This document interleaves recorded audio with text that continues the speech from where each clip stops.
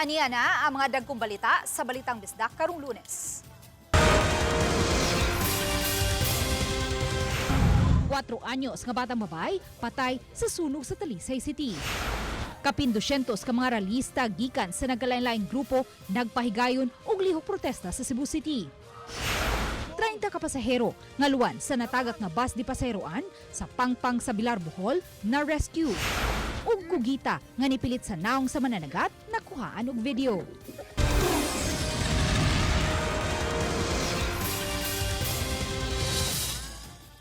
Maayong hapon, ako si Luan Merondina.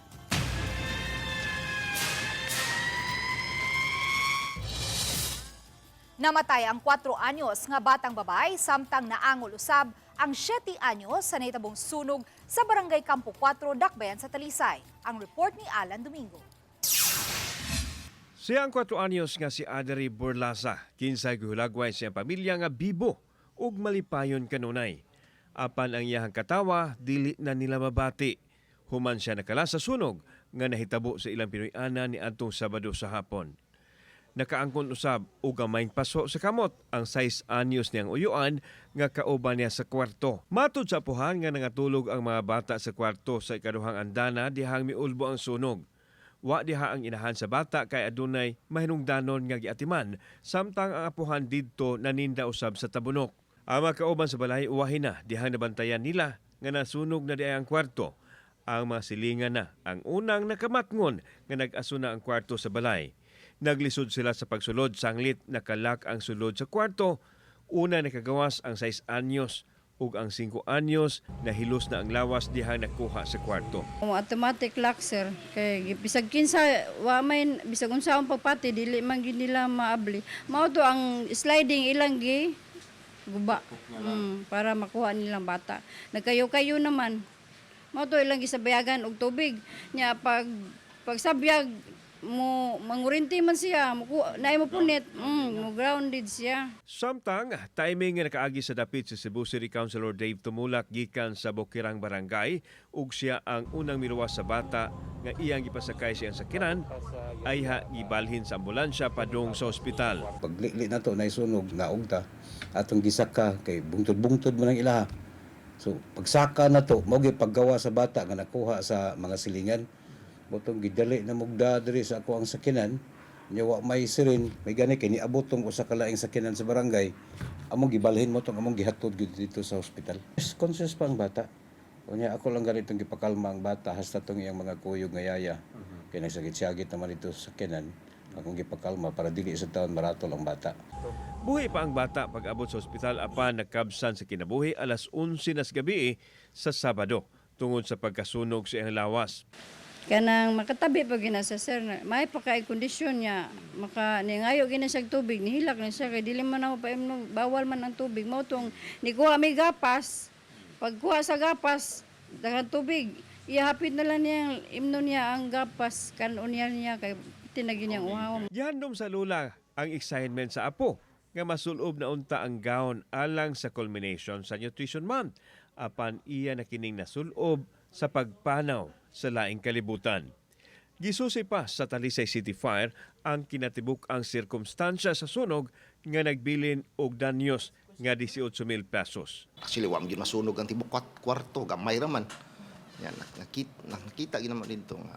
Initially, ang hinungdan jud nato, ang initially ginamo na investigation nato ang katod yung clipan nga gi-clip sa bangko, natagak sa sahog. Siyempre nag-andar nakasaksak. Nya wala na siya magtuyo. Possible jud nga kato siya ni overheat. Unya naa siya sa mga sininaan. Kauban si Clifford Lumayag, ako si Alan Domingo. Balitang Bisdak.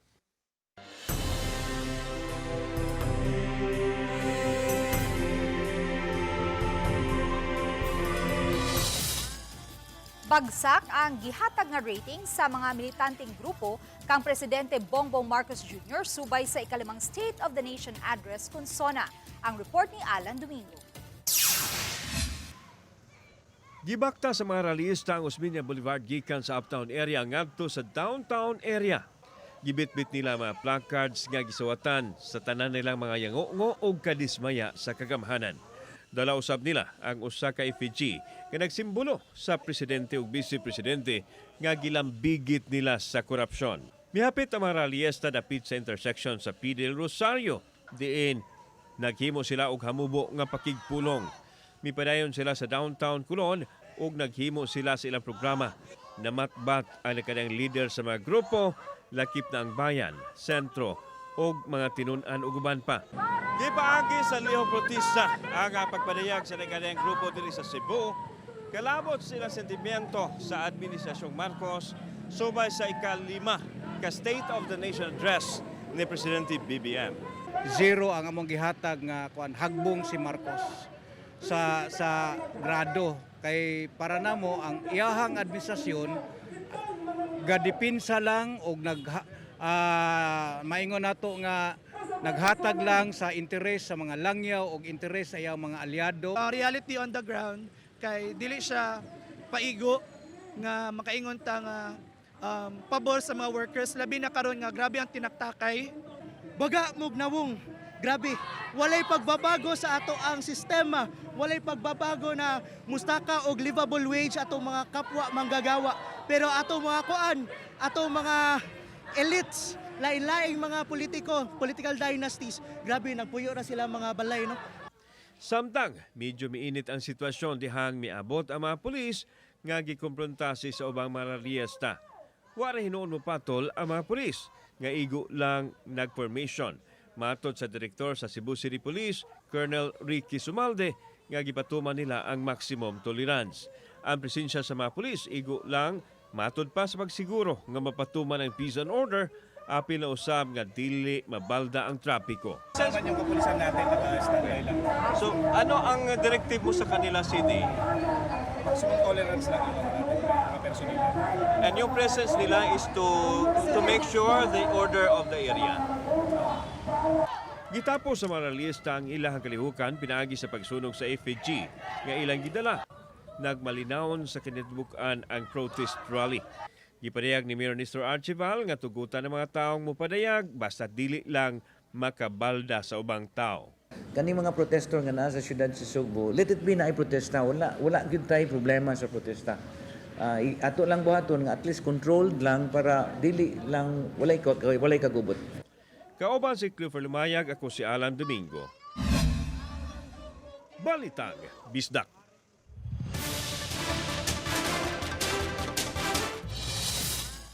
Mga trabaho, pag-usbaw sa sweldo, ang pipila sa mga panghinaot sa pipila ka mga talisaynon nga madunggan atul sa sona ni Presidente Bongbong Marcos Jr. Ang live report ni Fem Marie Dumabok. Fem? Yes, Luan, lakip usab silang gipaabot nga madunggan sa 5th State of the Nation address ni Presidente Bongbong Marcos ang kalabot sa mga pamaagi kung maus-usan pa ba ang presyo sa mga palaliton. Sama na lang ni ining tricycle driver nga si Henry kinsa kapin na sa napulo ka tuig nga na masahero. Matod niya nga mas maayo nga mapatas-an ang sweldo sa mga mamumuo. Ding paagiha, di na mo reklamo ang ilang mga pasahero kung muhang usab sila usbaw sa plitihan sa tricycle. Susama usab ni ini ang panghinaot ni Jose. Kisa nitugan nga ubos ra kaayo ang kapin sa 500 pesos nga minimum wage dinhi sa Sugbo. Alang sa mga inadlaw-adlaw nga panginahanglanon ug palaliton. Ug labaw sa tanan, ilang panghinaot nga mapangitaan og paagi nga di makapalabi og pasaka sa presyo sa mga palaliton ug mahatagan usab og daghang mga trabaho. Mas go taw kining kuan uminto dahil magana amo sildo marpi gapon. Sabi mo, iya karon Dios sa kanila. Nalipat kami ato Karon isaka sa balik. Mas maayo unta ipaubos na kanang mabarato na ba. Bari nang mihayo. Kay kami mga driver cycle, aming awa na kung sa gusto niya pita mahal masulbad din krisis sa tuwa. Mao na importante yun. Bahiro sa sweldo mga paliton. Ano ang about sa sweldo, sir? Kuan man. Barato niya, mahal ang papliton. Dito niya, sweldo gamay ka.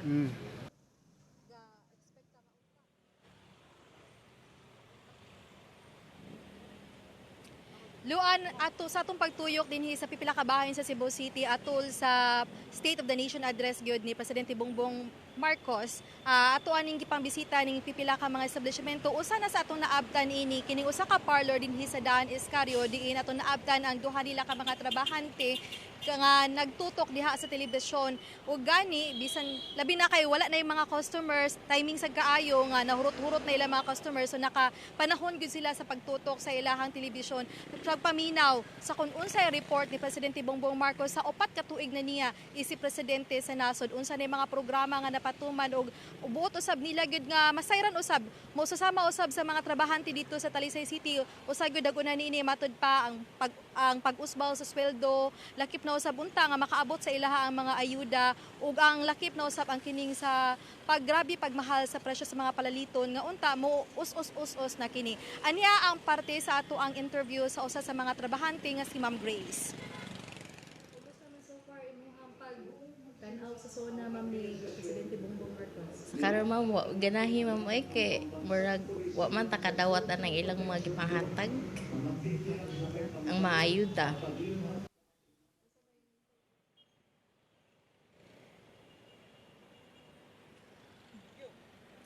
Luan mo ka na ang latest gikan diri sa Daan Iscario sa Cebu City. Balik diha kanimo Luan. Daghang salamat, Femari Dumabok.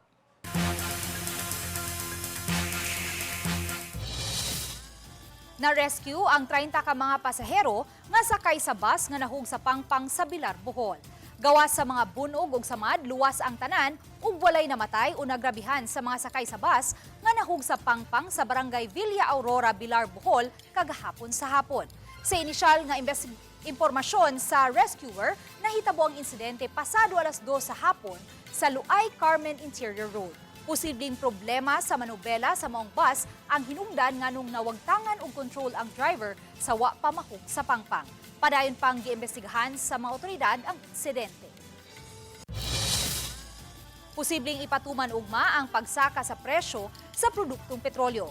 Matod sa usa ka oil industry source, musaka sa 7 pesos hangtod 7 pesos and 50 centavos ang matag litro sa diesel. Samtang musaka sa 6 pesos and 50 centavos hangtod sa 7 pesos ang matag litro sa gasolina. Tungod kini sa nagpadayong tensyon sa Middle East ug ang pagsaka sa demand sa ubang mga nasod gumikan sa summer season. Matod sa LTFRB, nakigalayo na ang Department of Transportation sa ubang buhatan sa gobyerno aron palapdan ang pagtugang og fuel discount.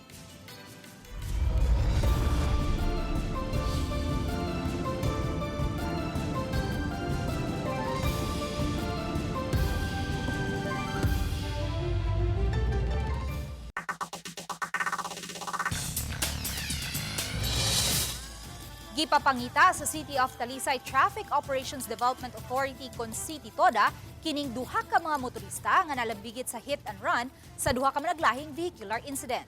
Ang report ni Femari Dumabok. Ang maong mga disgrasya ang nahulikam. Ang usa nini ang nahitabo nitong July 21 pasado alas 8 sa buntag. Sa kuha sa CCTV sa Talisay City Command Center, makita kining duha ka motorsiklo nga pagawa sa eskinita padung sa National Highway sa Barangay Linaw. Dihang kining motorsiklo nga gikan sa south, ang laos-laos lang sa pagpadagan. Ug hapit gyud ikabangga ang unang gikasugat nga motorsiklo. Apan ang sunod nga motorsiklo ang wala na gyud nakalihay ug nadasmagan niini tungod sa impact parehong natumba ang duha. Apan ang motorsiklo nga nakadasmag, mibarog ug milahos dayon sa pagpadagan palayo sa lugar. Ug wa na gani kuhaa ang nalagpot nini nga helmet. Samtang biktima usab sa hit and run kini usa ka siklista. Nitong July 22 pasado alas 6 sa buntag. Sa kuha sa CCTV, makita kini siklista nga nag-agi sa outer lane sa National Highway. Samtang usa ka motorista nga gikan sa inner lane, ang kalit lang niliko agi sa tubangan sa nagbiyahe usab nga jeep ug lahos na paliko padung sa Cebu South Coastal Road. Sa gihimo niini nasagiran ang nagbisikleta, hinungdan nga natumba ang siklista ug diriyot gyud hinuon nga maigo kini sa jeep. Ang ligid sa bike sa biktima ang naligsan gyud sa jeep. Apan ang motorista nga nakasaghid sa biktima, inay muhunong, may pasutoy hinuon sa pagpadagan. Ang mga biktima ang nakaangkon og mga minor injuries ug pagkaguba sa gimanihong motor ug bisikleta. Kini karon ang gipanawagan ug gipapangita sa City Toda. Karon ang ato ang panawagan sa tanan ng mga nakakita nining maong video. Palihog hatagi ninyo og impormasyon kuno galing inyong namatikdan nga doon na mo'y idea kung kinsa ning mga tawhana. aron sa matagan po na ito og justisya katong mga biktima yaning mao disgrasya katong kanunay ipahinumdum sa tong mga drivers labi na gid og naata duol sa usa ka intersection. Palihog maintain na gid sa inyong speed kunya palihog lang sad ko sa pagminor kung galing maabot na mo sa tong mga intersection. So ayaw lang gid mo pagdali-dali kunya human kinahanglan na musupay lang ta ug sa naa sa lagda sa tong trapiko. Obani Cleofer Lumayag, Femery Dumabok. Balitang Bisdak. Gikondenar sa Konseho sa Dakbayan sa Mandaue ang gihimo sa nasod sa China dito sa West Philippine Sea. Sa sesyon sa Konseho karong Lunes, usa kini sa gipapasar o giaprubahan. Sa resolusyon, gikondenar nila ang giingong agresibong mga aksyon sama karong bag-o kun diin miresulta kini sa pagkasamad sa usa ka personnel nga nadestino sa lugar. Apan gipapanawagan sab sa City Council ang dialogue gihapon tali sa China para mahisgutan ang issue. Protecting our sovereign rights over the Yungan Shoal and the exclusive economic zone. Yeah, dinamdam na maayo to express this condemnation and to call more for peace and dialogue and diplomacy, and much more importantly, to respect the arbitral award that was given to us in favor of the Philippines. Kapin 37 million pesos nga kantidad sa hinabang gikan sa usa ka Japanese company ang gitunod sa GMA Kapuso Foundation alang sa mga grabing naapektuhan sa magnitude 7.8 nga linog sa Socsargen ug sa Jose Abad Santos, Davao Occidental. Ang report ni Efren Mama. Formal nga gidawat sa GMA Kapuso Foundation nga gipangunahan ni GMA Network Senior Vice President and GMA Kapuso Foundation Board of Trustee Attorney Annette Gozon Valdez ang nasa 30 million pesos nga cash donation gikan sa Nitori Holdings Company Limited nga pinakadakong furniture retail chain sa Japan.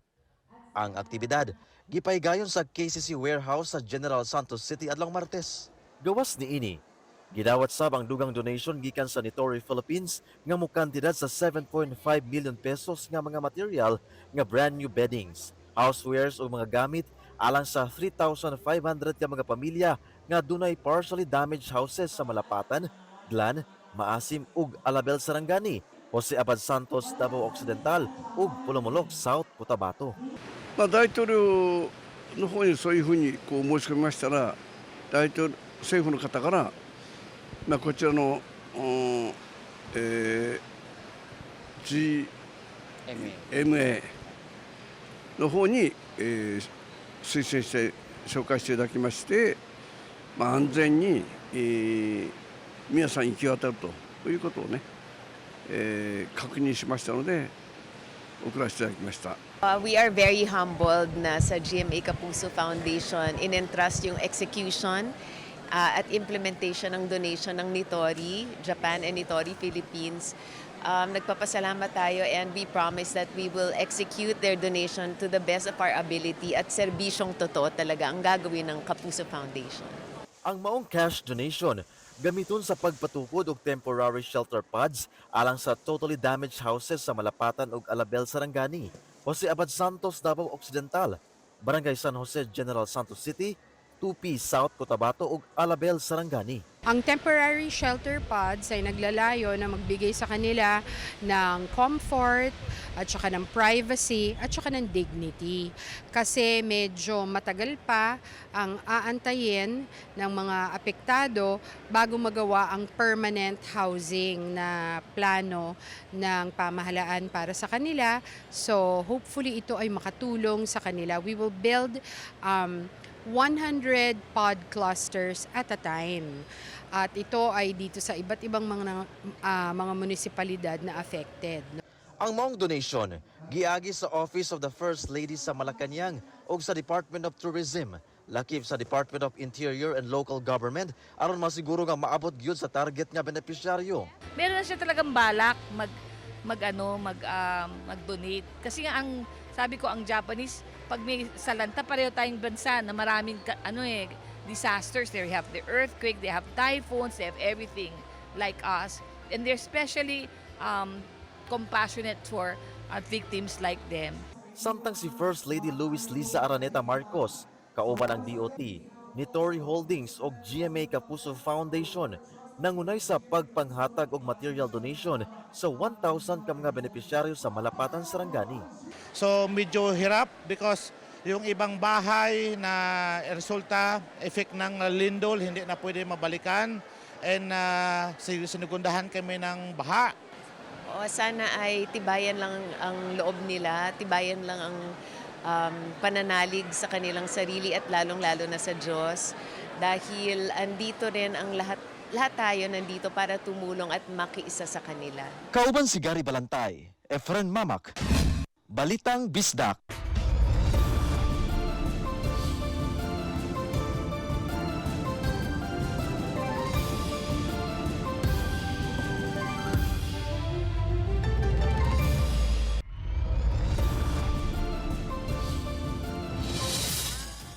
Gihimo dinhi sa Subo ang usa ka national forum alang sa mga micro, small and medium enterprises dinhi sa nasod. Kini aron mas mapaligon pa ang disaster resilience o pagpangandam nila. Ang report ni Nico Sereno. Di kalikayan nga ubay-ubay gyud ang mga hagit nga giatubang sa nasod. Lakip na niini sa lain-laing mga panghitabo o katalagman. Apil sa nakasinati o maapektuhan niini ang lain-lain nga mga negosyo. Labi na ang mga gagmayng patigayon. Kini ang hisgutan sa National Forum para sa paghingusog sa disaster resilience. Alang kini sa mga nagpadagan o mga micro, small ug medium enterprises para sila daling makapangandam. And the backbone of our local economy. When an MSME closes because of a disaster, it is not just income that is lost, it is opportunity, hope, the future of many families. Gi-highlight sa programa ang ikanapong katuig sa pagkaumol sa MSME Resilience Core Group nga mihimo nag ubay-ubay nga mga programa pagpalig-on sa disaster preparedness. The MSMEs don't have that buffer funds enough, as compared to the large enterprises. The guidance of Secretary Chris Roque to continue working with the MSMEs to make them more resilient, to sustain their businesses despite and in spite of what's happening, the calamities. Sa datos sa DTI, sa kapin 1.24 million ka mga negosyo sa nasod, kapin sa 1.23 million o 99.63% ang ubos sa kategorya nga micro, small and medium enterprises. Nakapatrabaho og milyon-milyon ka mga tao. Lakip sa diskusyon ang mga oportunidad sa negosyo, sama sa mga loan o grant nga pwede nga ma-avail sa mga MSMEs para mapalambo ang ilang patigayon. Convergence of public and private. So para maano gid nato, there will be conversations on how our MSMEs will be able to address in case or adapt to in case na ay mga disasters, whether natural or even mga geopolitical crisis, makaano sila on how to proceed and continue with their businesses. Good siya, bali. Nico Sereno, Balitang Bisdak. Sa Puerto Princesa, Palawan, mipilit sa naong sa usa ka mananagat ang nakuha nga kugita o octopus. Daw nakiglayog ang mananagat nga si Yus Cooper Clarence Tamola sa nakuhang octopus. Gipaak niya ang usa ka bahin sa kugita aron mapatay. Apan daw murag mikapyut kini sa iyang naong. Sa dihang natangtang na ang usa ka kasway niini, mikapyut na usab ang ubang kasway sa kugita sa mananagat. Natangtang ra hinuon ngadto-ngadto ang octopus nga mipilit sa iyang dagway. Saysay ni Yus Cooper Clarence, naanad na siya nga may kugita nga mipilit sa iyang lawas tungod kay kabahin na kini sa iyang pagkinabuhian.